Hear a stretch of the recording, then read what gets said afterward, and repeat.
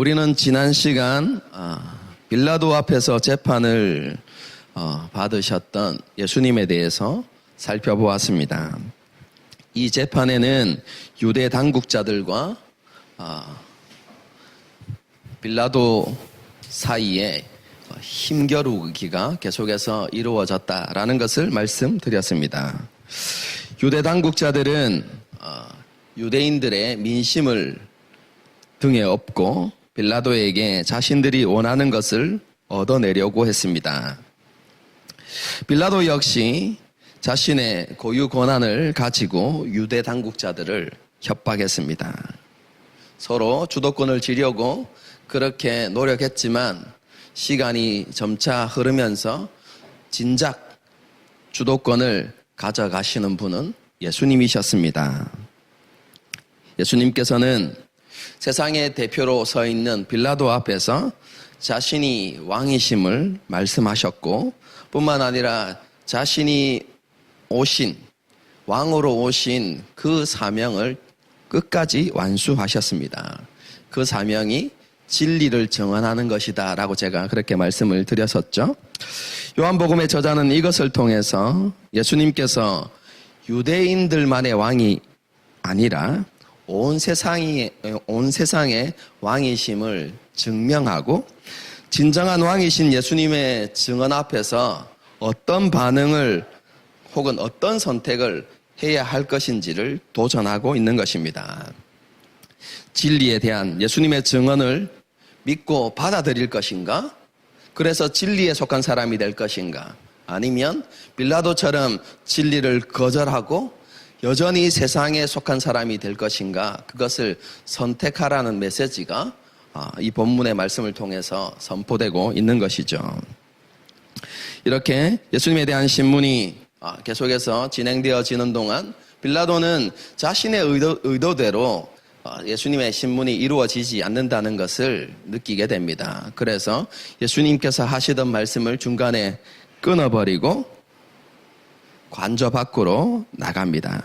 그리고 유대 당국자들과 유대인들에게 예수님께서는 아무런 죄가 없다라는 선언을 하게 됩니다. 예수님과의 대화를 통해서 예수님이 죄가 없다는 사실을 그가 확신하게 되었기 때문에 그렇습니다. 예수님이 오신 목적이 진리를 증언하는 것이다 라는 그 설명을 통해서 예수님은 로마 제국에 위협이 되는 인물이 아니다라고 그렇게 생각했던 것이죠.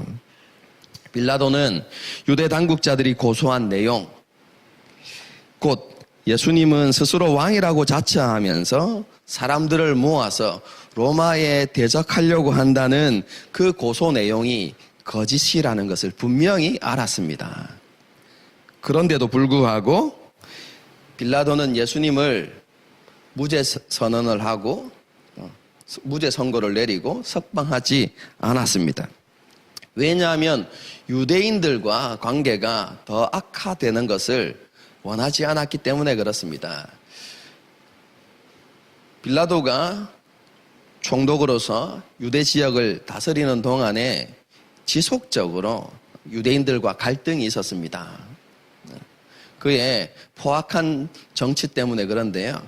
유대인들이 그래서 종종 이 빌라도에 대한 불만을 기록해서 로마 황제에게 상소를 올렸습니다. 이런 일들이 종종 있었거든요. 이렇게 유대인들과 관계가 좋지 못한 상황 가운데 예수님에 대한 재판 때문에 관계가 더 악화되는 것을 원하지 않았기 때문에 무죄라는 것을 알면서도 자기 스스로 그 결정을 내리지 않았던 것입니다. 빌라도는 예수님에 대한 판결을 내리는 일에 신중할 수밖에 없었습니다. 자신이 직접 예수님을 놓아주게 되면 유대인들로부터 반감을 불러일으킬 것이 너무나 당연했기 때문에 그런 것이죠. 그래서 빌라도는요, 자기 자신이 직접 무죄 선언을 하고 놓아주는 대신 다른 한 가지 방법을 선택해서 예수님을 놓아주려고 합니다.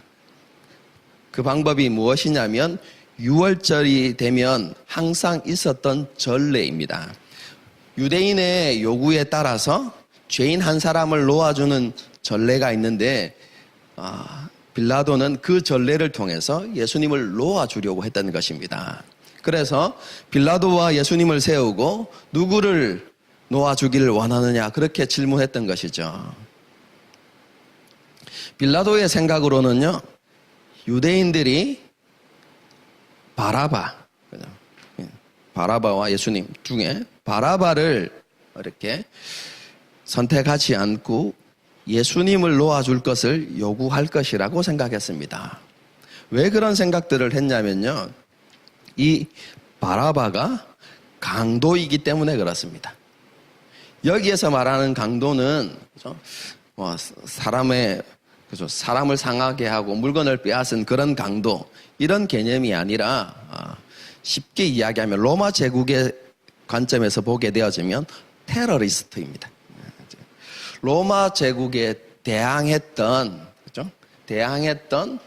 그런 반란자들 중에 한 사람입니다. 유대민족의 관점에서 보게 되면 민족주의자죠. 그죠? 폭력을 사용해서라도 조국의 통일을, 유대민족의 해방을 가져오게 해야 된다는 생각을 가졌던 과격한 민족주의 운동자입니다. 그래서 이것을 신약 성경에서는 종종 열심당원 이렇게 표현합니다. 그래서 이 바라바는 열심당원에 속한 사람이었고요, 로마에 항거하던 사람입니다. 그래서 로마의 측면에서 보게 되어지면 그렇죠, 반란의 무리인 것이죠. 여러분, 그런데 이 두 사람 중에 누구를 놓아주면 좋겠느냐라고 물었을 때 유대 당국자들이 바라바를 선택하면 어떻게 됩니까? 바라바가 어떤 사람이죠? 실제로 로마에 항거했던 사람입니다. 그럼 그 사람을 놓아달라고 그렇게 요구하는 것은 유대 당국자들이 이 바라바에 동조한다는 의미가 되는 것이죠. 그의 행위가 옳다고 여기는 것이 되는 것이죠. 예수님은 어떻습니까? 반면에 예수님은 실제로 로마에 항거했던 분이 아니라 유대인들이 그죠? 시기하고 질투해서 죽이려고 했던 인물이었죠. 빌라도가 그것을 알았다는 것이죠. 그래서 이 두 사람을 세우면 유대 당국자들이 바라바를 선택하지 않을 거라고 생각했던 것입니다. 그리고 그들이 거짓으로 고소했던 예수님을 놓아줄 것이라고 생각했던 것이죠. 여러분, 그런데 의외의 반응이 나타나죠. 유대 당국자들과 유대인들이 누구를 풀어달라고 이야기합니까? 바라바를 풀어달라고 그렇게 이야기했던 것이죠. 성경에는 기록되지 않았지만 이러한 선택에, 이러한 유대인들의 요구에 빌라도가 굉장히 당황했을 것입니다. 하지만 잠시 뒤에 빌라도는 예수님을 풀어주기 위한 또 다른 하나의 계획을 세웁니다. 그게 무엇이냐면 예수님에게 채찍질형을 내리는 것입니다. 여러분, 사람들에게 이렇게 죄지은 사람을 처벌할 때 그 처벌의 수준이 조금씩 다르지 않습니까? 최고형은 십자가형입니다. 그보다 낮은 것은 채찍질형 혹은 감옥에 잠시 가두는 것, 뭐 이런 것들이 있을 수 있는데요. 십자가형보다는 조금 낮은 그죠? 채찍질형을 내림을 통해서 예수님을 풀어주려고 했던 것입니다. 예수님이 처벌받기를 원하는 유대인들의 그 요구를 어느 정도 만족시키고, 그리고 채찍질을 당한 예수님의 처참한 모습을 유대인들에게 보여주어서 예수님을 보면서 동정심을 느낄 수 있도록 하기 위해서 그런 의도를 가지고 예수님을 채찍질했던 것입니다. 뿐만 아니라 그렇게 처참한 몰골을 그들 앞에 세운다는 것은 어떤 의미를 가지냐면요, 이렇게 처참한 그리고 연약한 사람이 어떻게 로마에 항거하는 그런 사람이 될 수 있는가, 로마의 위협이 될 수 있단 말인가 라는 것을 사람들에게 보여주고자 했던 것이 빌라도의 의도였습니다. 그래서 그를 로마 군인들에게 넘기죠. 그래서 로마 군인들이 예수님을 채찍질하고 그리고 예수님을 희롱하기 시작합니다. 로마 군사들은요, 예수님을 단순히 스스로를 왕이라고 이렇게 말하는 거짓말쟁이라고 그렇게 생각했던 것 같습니다. 그래서 예수님에게 가시나무, 종려나무 가시를 가지고 면류관을 만들고 그리고 그것을 예수님께 씌우고 자신들이 입고 있는 겉옷, 혹시 영화 같은 거 보시면 군사들이 그렇죠 입고 있었던 로마 군사들이 입고 있었던 자줏빛 망토 같은 거 기억나십니까? 혹시? 그것을 예수님 어깨에 걸친 것입니다. 왕처럼 보이게 했던 것이죠. 여러분 그렇게 하면서 그 앞에 무릎을 꿇고 경배하는 척하면서 유대인의 왕이여 평안할지어다 이렇게 조롱하면서 예수님을 희롱했던 것입니다. 그렇죠? 그리고 그렇게 희롱하면서 예수님을 손바닥으로 때렸다 이렇게 표현하고 있습니다. 이런 일련의 과정이 끝나고 빌라도는 이런 처참한 모습을 하고 있는 예수님을 데리고 관저 밖으로 나옵니다. 그리고 예수님을 유대인 앞에 세우게 되죠. 채찍에 맞고 볼품없는 가시 면류관에 찔려서 붓고 상하고 피가 흐르는 예수님의 처참한 몰골을 그들에게 보이면서 빌라도가 보라 이 사람이다 라고 이렇게 이야기하죠. 이것은 이런 의미를 가지고 있습니다. 너희가 왕으로 자처한다고 고소한 사람이 바로 이 사람이다. 그런데 채찍에 맞아 피를 흘리고 처참한 모습을 하고 있는 아무런 힘도 쓰지 못하는 이 사람이 어떻게 로마 제국의 위협이 되는 사람이라고 할 수 있겠느냐라는 의미입니다. 그렇게 이야기하니까 좀 유대인들이 마음이 바뀌어서 그러면 예수님을 풀어주고 바라바를 죽이십시오. 이렇게 이야기한 것이 아니라 그죠? 그런 예수님의 모습을 보고도 유대 당국자들의 생각은 전혀 바뀌지 않았습니다. 그들에게는 예수님을 반드시 십자가에 못 박아야만 하는 이유가 있었기 때문에 그렇습니다. 그것은 지난 시간에 제가 설명을 드렸죠. 그래서 제사장과 아래 사람들은 예수님을 십자가에 못 박으라고 소리쳤습니다. 빌라도는 유대 당국자들의 반응을 보고 너희가 친히 데려다가 십자가에 못 박으라. 나는 그에게서 죄를 찾지 못하였노라. 그렇게 이야기합니다. 이것은 잘못 읽으면 예수님에 대한 재판의 모든 권한을 유대인에게 넘긴 것 같이 이렇게 이해될 수 있지만 그런 의미가 아닙니다. 그 모든 권한을 유대인에게 넘겼다는 말이 아니라요.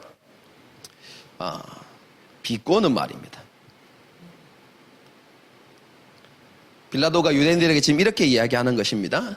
너희가 지금 나에게 이 사람에 대해서 재판해달라고 나에게 왔다.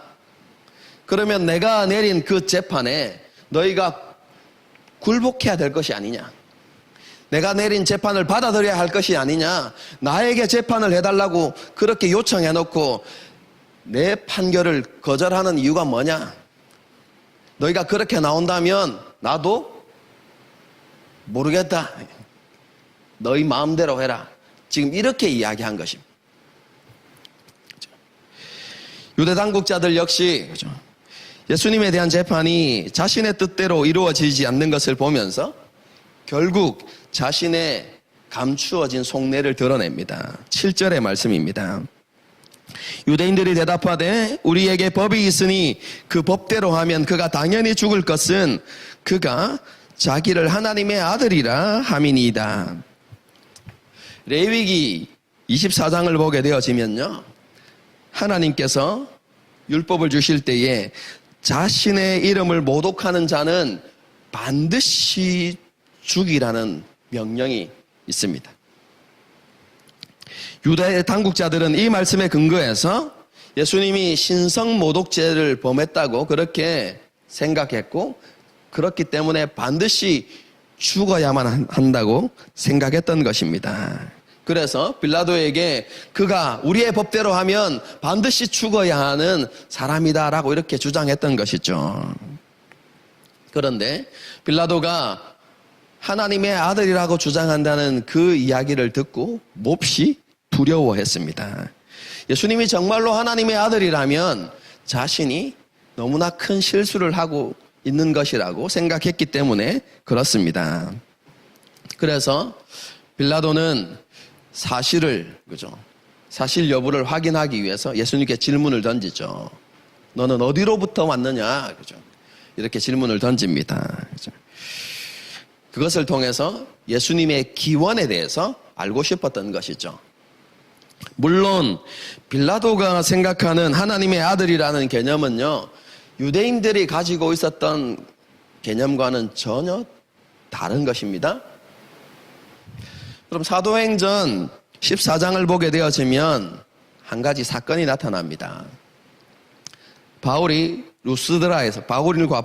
바나바가 루스드라에서 복음을 전하는데 나면서부터 걷지 못하는 사람을 만나게 됩니다. 그리고 바울이 이 사람을 고치죠.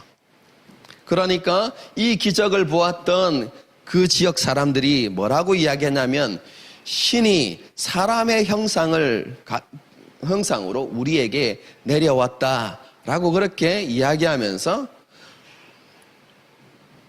바나바는 제우스로, 그리고 바울을 헤르메스로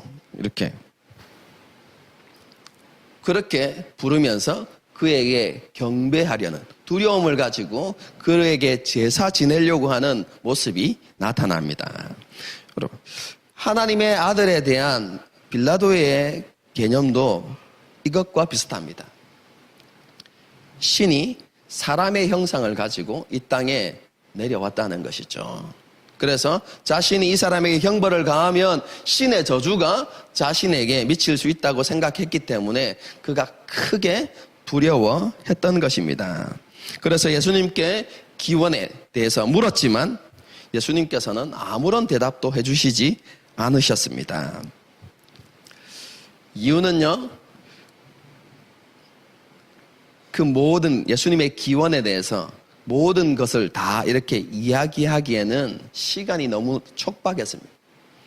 아버지 하나님에 대해서, 그리고 아버지 하나님과 자신의 관계에 대해서 빌라도에게 설명하고 가르치기에는 시간이 너무나 촉박했기 때문에 아예 말씀을 꺼내시지 않은 것이고요. 또 한 가지 이유는 헬라적 사고방식을 가지고 있었던 빌라도가 예수님의 말씀을 온전히 이해할 가능성이 없었기 때문에 예수님께서 대답하지 않으셨던 것입니다. 예수님의 침묵은, 예수님은 이유 있는 침묵이었지만 빌라도는 그 침묵 때문에 더 초조해졌습니다. 그래서 공허한 협박을 하게 되죠. 자신에게 권한이 있다는 것입니다. 예수님을 살릴 수도 있고 죽일 수도 있는 권한이 있는데 왜 침묵하느냐라고 이렇게 대답해라, 이렇게 예수님을 위협했던 것이죠. 그러자 예수님께서는 위에서 주지 아니하셨더라면 나를 해할 권한이 없으리니 그러므로 나를 내게 넘겨준 자의 죄는 더 크다, 이렇게 대답하셨습니다. 이 말씀을 그냥 쉽게 읽으면 예수님을 죽이고 살리는 권한을 하나님께서 빌라도에게 주셨다, 이런 개념으로 이렇게 이해되기 쉽지만 그런 하나님께서 빌라도에게 권한을 주셨다라는 것이 사실이긴 하지만 본문의 의미는요, 그것보다 다른 것이 더 강조되어집니다. 이 말씀은 가룟 유다의 배신, 그리고 유대 당국자들이 예수님을 체포하는 과정, 그래서 그 예수님을 빌라도에게 넘겨지는 이 모든 과정이 하나님의 뜻 가운데 이루어진 것이라는 의미입니다. 하나님께서 허락하셨기 때문에 예수님께서 이렇게 체포되어져서 빌라도에게 재판을 받게 되었다는 것이죠. 그것을 강조하는 것입니다. 그러므로 이 빌라도의 재판은 수동적인 것입니다. 하나님의 뜻에 의해서, 그죠? 뜻에 의해서 빌라도에게 넘겨졌기 때문에, 그리고 유대인들에 의해서 요청되어졌기 때문에 빌라도는 어쩔 수 없이, 그죠? 재판을 해야만 하는 상황인 것이죠. 그죠? 그런 상황이다라는 것을 예수님께서 말씀하신 것입니다. 여러분, 이런 관점에서 보게 되어지면, 그죠? 즉, 적극적으로, 능동적으로 행동했던 가룟 유다나 유대 당국자들의 죄가 훨씬 큰 것이죠. 수동적인 재판을 하는 빌라도보다 그들의 죄가 훨씬 더 크다고 그렇게 볼 수 있는 것이죠. 예수님께서 그것에 대해서 이야기하신 것입니다. 예수님의 말씀을 들은 빌라도는 그때부터 예수님을 놓으려고 더욱 힘썼습니다. 그러자 유대 당국자들은 정치적으로 매우 민감한 문제를 가지고 빌라도를 협박합니다. 유대 당국자들은 스스로를 왕이라고 자처하면서 로마 제국에 대적하는 자를 놓아준다면 그는 가이사의 충신이라고 할 수 없다라고 그렇게 주장합니다. 그럼 그 당시에 로마 황제가 티베리우스입니다. 이 사람은 굉장히 편집증이 강했던 사람입니다. 그래서 의심이 많았어요. 그래서 신하들이 조그만 어떤 사건만 터뜨려도 의심하고 그를 죽이는 이런 일을 했던 사람이 티베리우스 황제입니다. 그런데 한번 생각해 보십시오. 유대 당국자들이, 그죠? 오랫동안 살피고 증거들을 모아가지고 이 사람은 로마에 대적하는 사람이다. 로마에 항거하는 사람이다. 그리고 주동자다라고 이렇게 결론을 내리고 이 사람을 처벌해달라고 빌라도에게 재판을 요청했는데 빌라도가 이 사람을 풀어주었다라는 것을, 그런 내용들을, 그렇죠? 상소문에 적어가지고 황제에게 보냈다고 한번 생각해 보십시오. 편집증이 심각했던, 그죠? 티베리우스 황제가 빌라도를 가만두었겠습니까? 그의 위치가, 그죠? 위태로울 수밖에 없었던 것이죠. 이런 협박을 하게 되니까 빌라도가 결국 굴복하고 그들의 요구를 받아들이게 됩니다. 빌라도는 예수님을 관저 밖으로 끌고 나가서 유대인 앞에 세우고 자신은 재판석 자리에 앉았습니다. 그때가 제6시, 곧 낮 12시경이 되었다라고 이렇게 이야기하고 있죠. 오전 6시, 새벽, 그죠? 오전이라고 하기는 좀 그렇고, 새벽 6시 이전에 시작되어진 재판이 정오가 다 되어 가도록, 그죠? 끝나지 않았던 것이죠. 시간이 흐를수록 예수님의 무죄는 분명하게 드러났는데 유대인의 완악함 때문에 무죄 선언이 이루어지지 않았고 결국, 그죠? 긴 재판을 통해서 예수님에게 사형이 이렇게 내려지는 그런 결과를 가져왔다는 것을 강조하고 있습니다. 사형 선고 전에 빌라도는 다시 한번 유대인들에게 너희 왕이다 이렇게 이야기합니다. 이것은, 그죠? 유대인들을 조롱하는 것입니다. 비꼬는 말이죠. 이러한 빌라도의 태도는 유대인들을 더욱 자극했습니다. 그래서 유대인들은 더욱더 격렬하게 예수님을 십자가에 못 박으라고 외치기 시작했습니다. 그러자 빌라도는 다시 한번 내가 너희 왕을 못 박으랴 라고 말하면서, 그죠? 유대인들을 조롱하죠. 그러자 대제사장들이 더 흥분하여서 가이사 외에는 우리에게 왕이 없습니다 라고 그렇게 소리칩니다. 굉장히 아이러니한 일이죠. 지금 유대인들은 예수님을 신성모독죄로 죽이려고 하고 있습니다. 그런데 예수님을 죽이기 위해서 자신들이 죄를 범하고 있는데 그게 무엇이냐면 신성모독죄입니다. 왜 그렇습니까? 구약 성경은 이스라엘 백성들에게 유일하고 참되신 왕이 계시다고 선언하고 있습니다. 여러분, 그 주제가 사무엘 상하입니다. 여러분, 사무엘 상하의 주제가 뭐죠?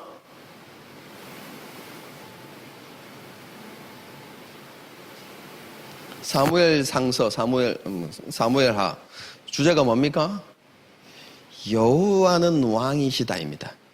그게 여러분 사무엘서의 여러분 주제입니다. 뿐만 아니라 곳곳에서 여호와 하나님이 이스라엘의 참되고 유일하신 왕이라는 것을 반복해서 가르치고 있습니다. 여러분 그것이 구약의 가르침입니다. 뿐만 아니라 그 당시 유대인의 기도문을 보게 되어지면 그죠? 기도문의 내용 중에 하나가 무엇이냐면 주님만 우리를 다스리소서라는 내용입니다. 여러분 이 기도문은요 유대인들이 외웠던 18개의 축복 기도문이 있는데요 그 중에 11번째 기도문의 핵심 내용입니다. 주님만이 우리를 다스리소서라는 것입니다. 구약의 말씀과 자신의 신앙 고백을 깨뜨리고 지금 자신들이 뭐라고 이야기합니까? 여호와 하나님이 우리의 왕이시다라고 고백하는 것이 아니라 가이사 외에는 우리에게 왕이 없습니다라고 지금 외치고 있는 것이죠. 명백한 그렇죠?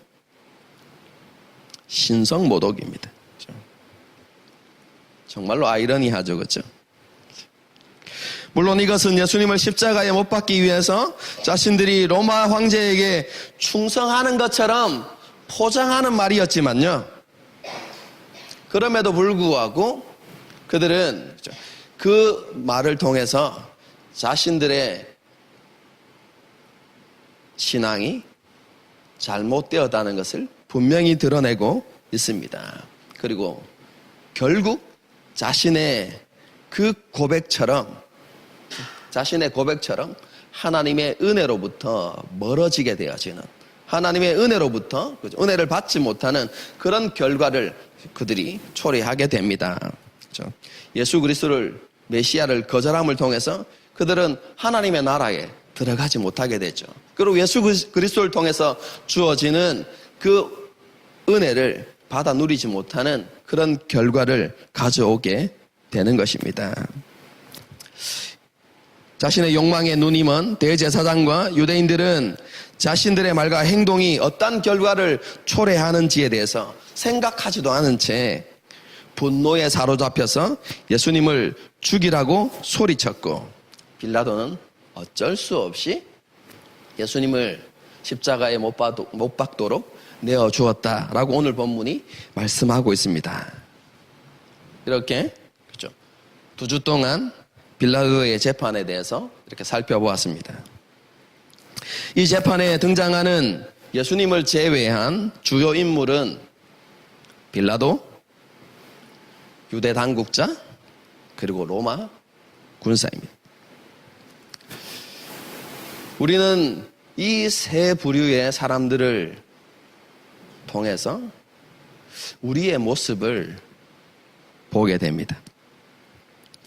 빌라도처럼 우리는 굳게 붙들어야 할 진리를 눈앞의 이익이나 사람들의 시선 혹은 판단 때문에 외면하는 경우들이 종종 있습니다. 우리가 힘을 가지게 되거나 우리에게 유리한 상황이 되면 그것을 가지고 우리는 사람들을 조정하려는 그런 유혹에 빠지기도 합니다. 우리가 빌라도가 되는 것이죠. 때로 우리는 유대 당국자들이 되기도 합니다. 자신의 욕심을 이루기 위해서 진실을 버리고 거짓을 선택하기도 합니다. 가끔씩은 하나님을 외면하기도 하죠. 다른 사람의 약점을 이용해서 자신에게 유리한 상황을 만들기도 하고 자신을 지지해 줄 사람들을 모아서 당을 짓기도 하고 상식에 맞지 않는 어처구니 없는 행동을 하기도 합니다. 어떤 경우에는 우리가 로마 군사처럼 행동하기도 합니다. 다른 사람들을 조롱하고 비방하고 험담하죠. 물리적 폭력이든 언어 폭력이든 분노 때문에 폭력을 사용하기도 하고 교만한 눈으로 다른 사람들에게 경멸의 시선을 보내기도 합니다. 자신의 기분을 좋게 하기 위해서 다른 사람들을 무시하거나 비참하게 만드는 경우들도 있습니다.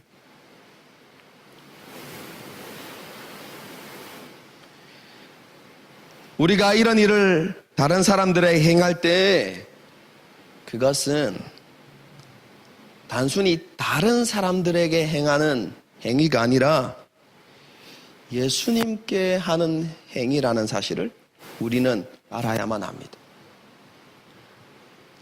왜냐하면 예수님께서 지극히 작은 자에게 하는 것이 곧 내게 하는 것이라고 우리에게 말씀하셨기 때문에 그렇습니다. 우리가 다른 사람들을 대하는 태도가 곧 예수님을 대하는 태도라는 사실을 우리는 알아야만 합니다. 이런 말씀은 그죠? 참 듣기 싫다, 그죠?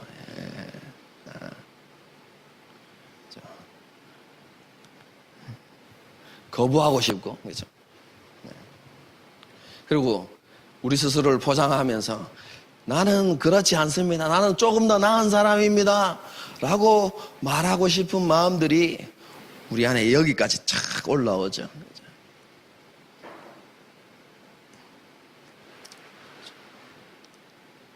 그런데요, 우리가 그런 교만함과 완악함을 철저하게 깨뜨리고 하나님의 말씀 앞에 정직하게 서야만 합니다.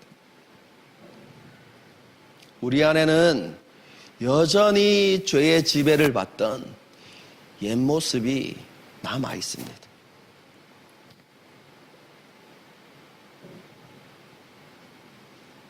그 옛 모습은 너무나도 분명한 자기 중심적인 삶을 추구하는 교만입니다.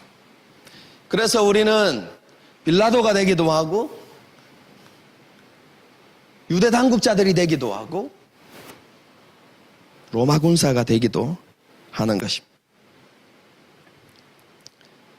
그런데 가끔씩 정말로 가물에 콩나듯이 그런 삶을 살아가는 것이 아니라 너무나 자주 우리는 그런 사람들이 되곤 합니다. 여러분, 이런 우리들에게 소망이 있을까요? 우리가 정말로 변화될 수 있을까요? 그럼 이 질문에 우리가 어떻게 대답해야 됩니까?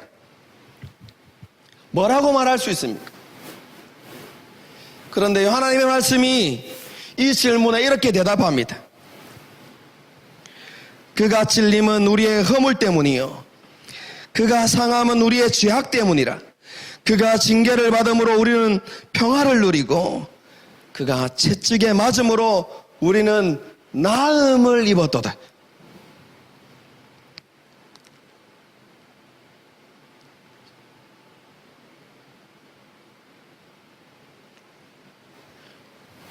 우리를 위해서 모든 것을 참으신 예수님을 기억하십시오. 예수님께서 모욕을 당하시고 찔리고 상하고 채찍에 맞으신 것은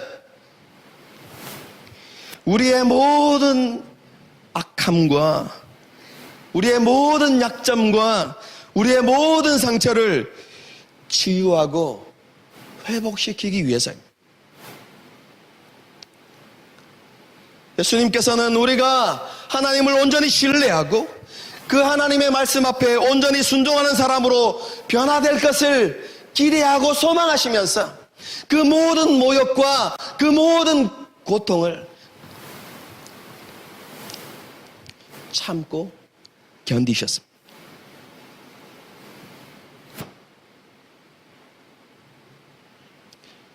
우리의 변화와 회복을 위해서 예수님께서 그렇게 하신 것입니다. 그런데 예수님께서 하신 일은 거기에서 끝난 것이 아니라 지금 하늘 보좌 우편에 계신 예수님께서는 지금도 여전히 우리의 변화와 성숙을 위해서, 우리의 회복을 위해서 쉬지 않고 일하십니다.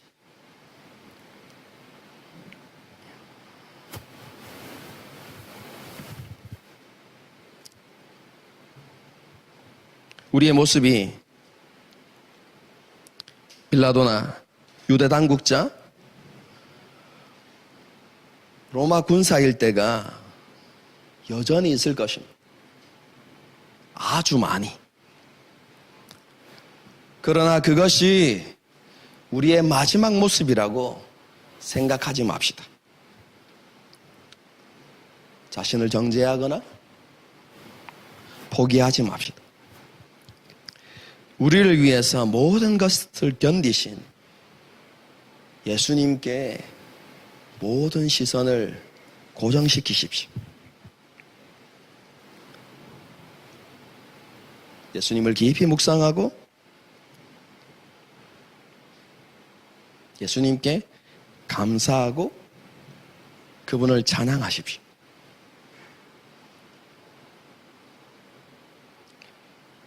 자신을 바라보고 정죄하고, 그렇죠?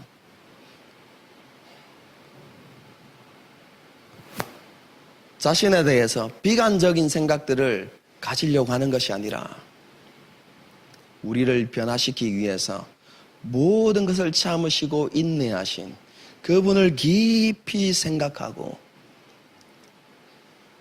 그 예수님께 감사하고 찬양하십시오. 그러면 그 예수님이 우리 안에 풍성히 가시는 은혜를 경험하게 될 것입니다. 그것을 통해서 우리가 조금씩 변화되어 가는 것입니다. 예수님처럼 용납하고 용서하는 사람으로 우리가 변화되어져 가는 것이죠. 여러분, 그것이 요한복음이 우리에게 가르치는 교훈입니다. 우리가 몇 주 동안 살펴보았죠. 요한복음 13장부터 17장까지 가르치는 핵심 내용이 그것입니다. 우리가 예수 그리스도 안에 거할 때에 예수 그리스도로 말미암아 풍성한 열매를 맺는다는 것이 바로 그런 의미입니다. 오늘 말씀을 통해서 하나님 앞에 우리 자신을 정직하게 세우고 우리 자신에 대해서 하나님 앞에 정직하게 인정하되 우리의 연약함과 우리의 부족함 때문에 절망하거나 우리를 정죄하는 것이 아니라 그것보다 더 크고 놀라운 예수님의 사랑과 은혜를 깊이 묵상하고 그런 은혜를 주신 예수님께 감사하고 그분을 찬양할 때 우리의 삶에 예수님으로 가득하게 되어지는 그런 은혜가 있을 것입니다. 그리고 우리는 변화되어져 갈 것입니다. 이 말씀을 마음에 새기고 그죠? 한 주 동안 예수님께 감사하고 또 예수님을 찬양하며 그렇게 살아가는 저와 여러분이 될 수 있기를 주님의 이름으로 축복합니다.